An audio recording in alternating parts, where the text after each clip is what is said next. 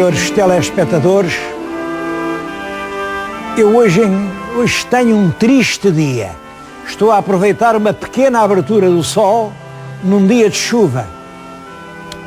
E é um triste dia para um triste rei. Vou-lhes falar do reinado do rei Dom Afonso V. Foi o 12º rei de Portugal.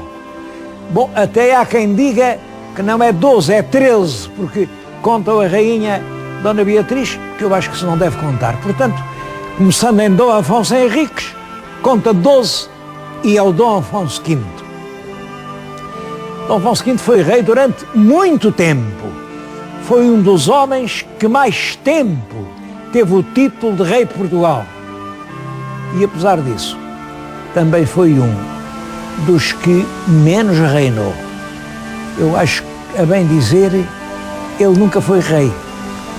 Não era capaz. Para reinar é preciso mandar.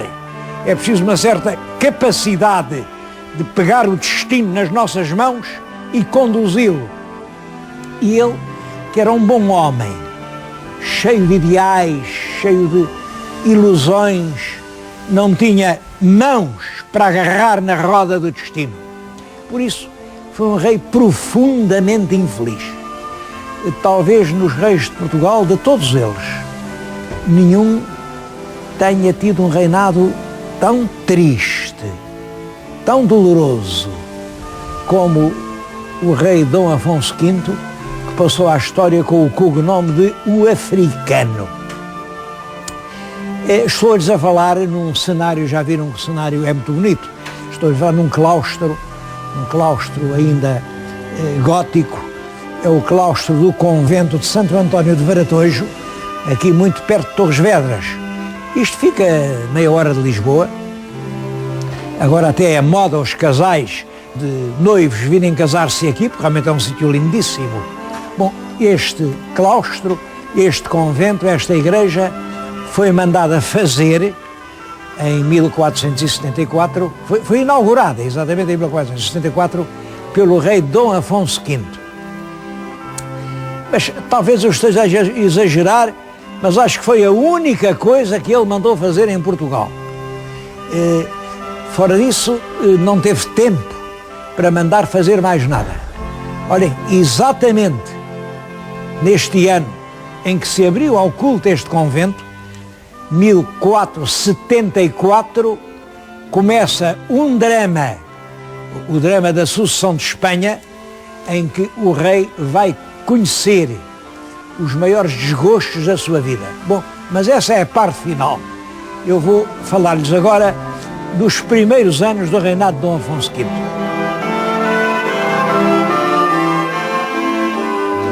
Ele era filho do rei Dom Duarte, o tal rei do Leal Conselheiro, e da rainha Dona Leonor de Aragão. Ele nasceu em 1432. Estava a acabar o reinado do grande Dom João I, de boa memória. Filho de Dom João I, Dom Duarte, é rei em 33. Portanto, este menino é criado como filho do rei, mas Dom Duarte reinou só 5 anos, porque morreu de peste. E, portanto, o Dom Afonso V é aclamado rei em Tomar, onde o pai morreu, em 1438. Tem 6 anos. Como é que um menino de 6 anos pode ser rei de Portugal? Claro que não pode. Um menino de 6 anos é um menino de 6 anos. Bom, portanto, é preciso uma regência. E o rei Dom Duarte, ao morrer, teve perfeitamente consciência disso. Fez um testamento dizendo que, durante a menoridade daquele filho, até que ele atingisse os 14 anos, nessa altura entendia-se, aos 14 anos já se podia reinar, durante a menoridade, a regência ficaria à rainha viúva, à rainha Dona Leonor. Bom, logo o rei abre-se o testamento, simplesmente. Há quem não concorde, sobretudo o infante Dom Pedro. O infante Dom Pedro era irmão do rei, era um homem de grandes qualidades e sempre esperou que diabo ter fim. Então morre o rei e agora fica a cunhada, uma princesa aragonesa que mal falava o português, a reinar em Portugal. Não pode ser. E Dom Pedro, apoiado nas classes do povo e sobretudo na Câmara de Lisboa, foi a Câmara de Lisboa que reuniu e disse: não pode ser, não queremos essa regente. Quem tem que ficar a reger como regente do reino de Portugal enquanto o rei não for adulto, tem que ser o infante Dom Pedro. Isto cria uma luta, o país divide-se, os grandes fidalgos estão todos a favor da regente, as cidades e as forças municipais estão todas a favor de Dom Pedro e a pobre regente é vencida, é expulsa, sai de Portugal, vai-se refugiar em Castela, onde poucos anos depois morre envenenada. Não há dúvida nenhuma de que foi envenenada. Não se sabe quem envenenou. É claro que em Portugal dizia-se, foi Dom Pedro. Mas também havia quem dissesse, não foi Dom Pedro, foram coisas lá da política castelhana. Sei que o nosso Dom Afonso V, aos 6 anos é rei, mas o que ele assiste é lutas ferozes pela regência. É quando ele tem 10 anos, vê a mãe morrer envenenada e entretanto, quem governa em Portugal é o tio. A regência de Dom Pedro dura 10 anos. Começa em 1439 e termina em 1449. É uma década feliz, uma década de um governo acertado, providências progressivas, o país a andar para a frente. Bom, simplesmente, ele não era rei, era regente. E, portanto, o que estava combinado é quando aquele menino fizesse 14 anos, ele tinha que lhe entregar o governo. E havia uma outra questão. Aquele menino era rei. E com quem é que o menino havia de casar? Bom, se a menina que casasse com aquele menino vinha a ser rainha de Portugal. E aparecem duas pessoas interessadas. O primeiro é o próprio infante Dom Pedro. O infante Dom Pedro tem uma filha, bom, mas outro interessado é o Conde de Barcelos. Veio a ser mais tarde o Duque de Bragança. Também é filho de Dom João I, mas filho bastardo. É um fidalgo muito poderoso e esse fidalgo já não é novo, tem uma netinha que se chama Isabel, que o avô quer ver casada com o rei de Portugal, Dom Afonso V. Não casou porque o Dom Pedro antecipou-se e conseguiu o compromisso da rainha, mas devo dizer que a Dona Isabel vem a casar realmente com o rei, Dom João II de Castela. De qualquer maneira, isso criou logo entre o Conde de Barcelos, que é a Casa de Bragança, e o regente Dom Pedro, um ódio profundo, que se agravou ainda com outras coisas. Claro que se o menino nasceu em 1432, em 46 fez os tais 14 anos. Bom, e se fez os tais 14 anos devia ser rei. Mas aqui há uma comédia e veio o menino e diz, não, mas eu gosto muito do meu tio, eu peço-lhe, continua a ser regente, porque eu ainda estou muito novito, continua a ser regente. E o regente Dom Pedro não entrega o poder ao sobrinho. Continua de 46 até 48 e até mesmo 49 a dizer que ele é que é regente, ele é que manda. Entretanto, os grandes nobres fazem a cabeça ao rapazinho, que agora já tem 14, 15 anos, e dizem, então tu não vês, tu é que és o rei, então este homem está aqui a reinar, não, tens de pôr contra ele. E arranjam uma intriga pavorosa, uma intriga em que o infante Dom Pedro também não tem realmente a serenidade para resignar o poder. Sabem que o poder pega-se, o poder é como a grude. Uma pessoa que uma vez põe a mão no poder, custa muito a tirar a mão de lá. Só as pessoas superiores é que conseguem esquecer-se do que já foram. E realmente o infante Dom Pedro não teve essa superioridade. Não foi capaz de dizer, pronto, eu agora sou um particular, vou para a minha casa. Não. Continua a lutar, continua a querer defender-se e reúne todas as suas tropas, como um exército, e diz que vai dar explicações ao rei próprias, e o rei estava em Santarém. Todos os escritores dizem isso. Não, ele saiu de Coimbra para se explicar, justificar a Santarém. Ora bem, eu não percebo bem como é que ele indo de Coimbra para Santarém passou por Alfarrobeira. O senhor telespectador sabe onde é Alfarrobeira? Bom, 5 minutos depois de sair de Lisboa, passa aquelas portagens e está ali uma fábrica que é de cervejas. Então, Alfarrobeira é ali, quer dizer, ele estava às portas de Lisboa, a um dia de Lisboa e muito longe de Santarém. Ele vinha para Lisboa. E aí, o exército real ataca-o, mata-o e, portanto, o rei começa a exercer realmente o poder num ambiente de tragédia, porque a morte do infante Dom Pedro, que era um grande homem, sem dúvida nenhuma, emocionou o país e emocionou a Europa. O nosso reizinho é muito novo, ele não governa nada, quem manda é realmente o Conde de Barcelos, são os Braganças, é o Conde de Orém, o rei está na mão deles, faz condes, dá tudo, ele não tem força, deixa-se conduzir. Em 1453 acontece uma coisa que não tem nada a ver com Portugal, mas que é muito importante para todo o mundo. Os turcos entram em Constantinopla. Constantinopla era a capital do Império Romano do Oriente. Constantinopla era o baluarte da cristandade. Então os turcos avançam por Constantinopla e rompem pela Europa. Parece que a Europa cristã, que está prestes a ruir. O primeiro Papa, nessa altura, ele morre de desgosto, morre de aflição. O que se sucede, prega uma grande cruzada e diz: todos os reis cristãos, peguem nas suas armas, mobilizem os seus homens e vamos todos juntos, fazer uma nova cruzada e impedir os turcos de conquistar a Europa.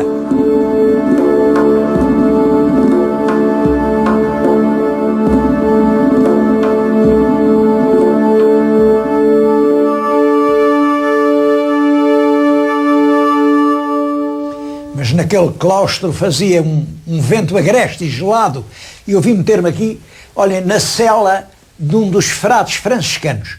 Como vê, uma sala muito pequenina, era aqui que eles viviam. E vim falar-lhes da tal cruzada. Devo-lhes dizer que fazer uma cruzada europeia em 1453 já não tinha sentido.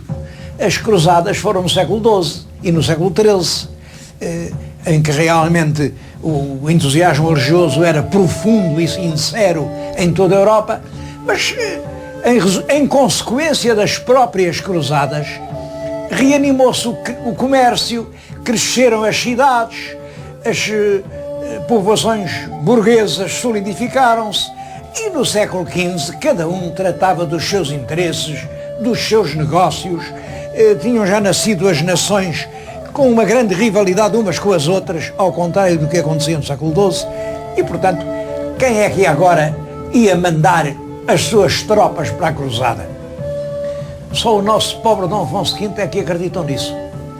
Manda mobilizar tropas, promete 12 mil homens encavalgados e bem armados, durante um ano a combater na Terra Santa, só que o rei antes da cruzada mandou ouvir o seu conselho. O rei não fazia nunca nada sem perguntar aos outros como é que devia fazer. E os outros disseram-lhe: acho muito bem, a cruzada está muito bem, mas o senhor espere que os outros vão. O senhor não seja o primeiro. Se for o primeiro, acha-se sozinho e claro, como é que vai poder com todo o poder da Turquia? Deixe ir os outros reis, porque todos prometeram, claro. Já se sabia que todos prometiam e nenhum cumpria. E o nosso rei ficou à espera. É claro, ficou à espera. Ninguém foi à cruzada. E ele ficou com o exército, ficou com o dinheiro, ficou com uma armada. O que é que eu vou fazer? Reuniu outra vez conselho. Então vem esta ideia. Olhe, se o senhor quer lutar contra os inimigos da cristandade, tem aqui os mouros. Vá a Marrocos. Vá a Marrocos. Como o senhor sabe, o seu pai, o rei Dom Duarte, quis conquistar Tanger e não conseguiu. E ainda hoje lá está os ossos do seu tio Fernando. Vá a Tanger, vá conquistar. Bom, e o rei organiza realmente uma expedição e faz a sua primeira expedição a Marrocos. É por isso que lhe chamam Dom Afonso V o africano. É que a partir da conquista da primeira cidade de Marrocos, que é uma pequeníssima cidade, Alcácer Seguer, é um portozinho cá embaixo, conquista Alcácer Seguer, e a partir daí a guerra de Marrocos é a obsessão completa do rei. Ele vai a Marrocos 3 ou 4 vezes, ele tenta conquistar Tanger, sofre desastres pavorosos numa das expedições, mataram mais de 300 portugueses, mas ele insiste, está dominado inteiramente pela ideia da guerra, é claro, e os fidalgos sempre consentes, porque naturalmente a nobreza só tem a ganhar com o serviço militar. Eles não sabem fazer outra coisa, só sabem fazer a guerra, portanto convém um rei que faça a guerra. O povo protesta, porque claro, para a guerra é preciso impostos, cada vez mais impostos. As cortes protestam em Lisboa, protestam na Guarda, mas o rei não quer saber. A guerra de Marrocos é a sua grande obsessão e chega a ter realmente uma conquista. Ele em 1471, já em 71, conquista a cidade de Erzila. Com a conquista de Erzila, Tanger ficou numa posição tão difícil que se entregou. E estão a dar as horas, isto é engraçado, no mais antigo relógio que deu horas em Portugal. Este relógio foi mandado instalar aqui pelo próprio rei Dom Afonso V. Havia lá no norte um frade relojoeiro que sabia fazer relógios, e era um relógio muito engenhoso, que dava as horas certas. Claro, hoje já tem o maquinismo naturalmente elétrico, naturalmente, mas é o primeiro relógio que funcionou no país. E eu a falar-lhes em Erzila. Pois conquista Erzila, conquista Tanger, que era um velho sonho, e o rei africano julga que essa conquista do norte da África o vai fazer entrar na história. Simplesmente, entretanto, acontece outra coisa com que ele não tinha contado.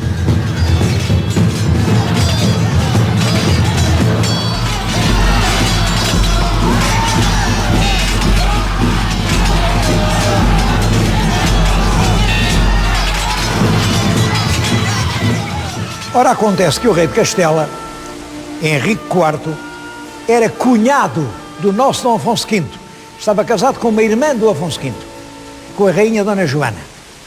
Bom, e dizia-se muito mal, tanto do rei como da rainha.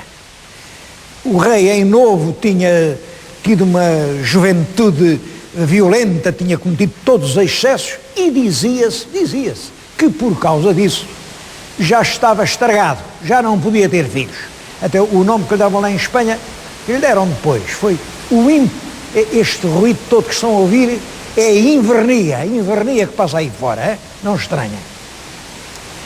O rei não podia ter filhos, por causa, a verdade é que teve uma filha, também chamada Joana. Bom, mas quem ele declarou princesa, isto é, herdeira do trono de Castela, foi uma irmã, Dona Isabel. Depois zangou-se com a irmã, porque a irmã casou com o rei do Aragão, Fernando, e disse, não, afinal, quem agora é herdeira é a minha filha Joana. Bom, e os fidalgos ligados à Dona Isabel a dizer, mas esta não é filha dele nem nada, porque ele tinha lá um ministro, um homem que fazia tudo por ele, um Dom Beltrão de la Cueva. O Dom Beltrão governa tudo, até governa a rainha, portanto a pequena é a filha, é do Dom Beltrão, não é do rei. Chamava-lhe a Beltraneja, a pequena, coitadinha. O rei chegou a dizer que realmente não é a minha filha, mas depois voltou a dizer, sim senhor, é a minha filha. O rei, coitado, não tinha qualidades nenhumas, era uma pobre criatura. Até que o rei morre e deixa no testamento o seguinte: Dona Joana é realmente a minha filha, é herdeira do trono de Castela e peço-lhe que case com o seu tio, o rei de Portugal, que é para o rei de Portugal amparar contra as pessoas que certamente hão de discutir ela ser rainha de Castela. As pessoas eram a rainha Isabel de Castela. O nosso rei manda reunir cortes, aconselham-no abertamente a aceitar. De Castela, os grandes, os nobres, dizem ao nosso rei: estamos consigo, a rainha legítima é Dona Joana, e é fiado nesse apoio que o nosso rei, junto ao exército, em Arronches, isto em 1475, e entra poderosamente em Castela. Passa pelas cidades, chega a Toro, mas em Toro, em 1476, é vencido pelas tropas, que era a maioria da Espanha, das tropas obedientes ao Fernando Católico e à rainha Isabel de Castela. Há uma derrota, o nosso rei volta a Portugal, volta casado com a sobrinha, ele casou com a sobrinha. Daqui teve uma ideia: quem me vai ajudar é o rei de França. O rei de França é meu amigo, era o Luís XI, imaginem aquela raposa do Luís XI. E ele sai de Portugal, vai à França, demora-se lá mais de um ano, o rei de França engana-o, diz-lhe: eu ajudava de boa vontade. O pior é que eu ando em guerra, ando em guerra aqui com o seu parente, com o Carlos o Temerário, que é Duque da Borgonha. As minhas tropas todas são para fazer guerra ao Duque da Borgonha. Se o senhor conseguisse ir lá à Borgonha e convencer o seu primo Carlos o Temerário a fazer as pazes comigo, eu ficava livre dessa guerra e já o podia ajudar. Bom, e aqui vai o nosso Afonso V, atravessa a França, vai até Nancy, estava o Duque da Borgonha, Carlos o Temerário, que já lhes falei dele, como sabem, era neto do nosso Dom João I, como ele, Dom Afonso V, eram ambos netos de Dom João I, e vai-lhe dizer: olha, venho-lhe pedir, faça as pazes com o rei de França, que é para o rei de França me poder ajudar. É claro, o Carlos o Temerário diz-lhe: o senhor, o primo é um ingênuo, então o senhor acredita nesse maroto do rei de França? Ele está a dizer-lhe isso só para me matar. Olha, mandou fazer essa proposta e no mesmo dia mandou tropas, grandes tropas, ao Duque da Lorena para me atacarem. Bom, e assim ele não se enganou. No dia seguinte foi atacado por essas tropas mandadas por Luís XI e foi morto.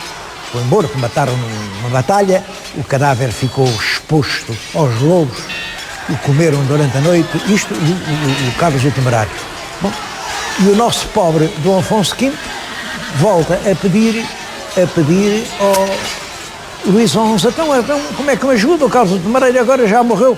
Pois, mas agora arranjou ali uma série de demoras que o nosso pobre rei, desanimado, descursoado, resolve fugir do mundo e ir-se esconder em Jerusalém. Bom, e manda uma carta para Portugal a dizer ao filho, Dom João II: olha, assume tu o trono porque eu não quero mais ser rei, fica lá tu rei. Desapareceu, mas só desapareceu 2 dias. Isto para mim é um dos mistérios da nossa história. Ele só esteve fugido 2 dias, porque, é claro, o rei de França mandou logo cavaleiros que o apanharam. 2 dias depois, apesar disso, houve portugueses que correram a Portugal, deram notícia ao filho, ao Dom João II. O Dom João II faz-se aclamar rei em Santarém. É claro, foi rei por poucos dias, porque, entretanto, o Dom Afonso V, lá em França, embarcaram-no à força, puseram-no em Portugal, ele chegou ali a Cascais, depois vem desembarcar em Paço de Arcos, o Dom João II entrega-lhe outra vez o poder, mas a partir daí ele já não pôde mais nada. Meteu-se aqui neste convento, há aqui em cima, olha, exatamente em cima deste sítio, um quartinho muito modesto, onde ele dormia. Quem governava tudo era o filho, e ele acabou por morrer em 1481, desanimado cheio de lágrimas, triste por não o deixarem viver com aquela linda jovem com a qual ele tinha casado, a quem a história chama a Beltraneja. O emblema que adotou está ali naquela pedra. É uma roda de uma azanha que está a esparzir pingos d'água. Os pingos d'água são lágrimas. Bom, os cronistas dizem, são lágrimas pela primeira mulher. A primeira mulher, a filha do infante Dom Pedro, que lhe mataram. Bom, esta pedra já foi feita depois do segundo casamento com a segunda mulher. Por quem são aquelas lágrimas? É um rei cujo reinado decorre sempre entre lágrimas. Ele era realmente um homem bem intencionado, um homem crente, um homem ingênuo, um homem corajoso, mas durante aqueles longos 40 e tal anos que ele governou Portugal, o nosso país perdeu tempo na corrida das nações da Europa para um futuro melhor.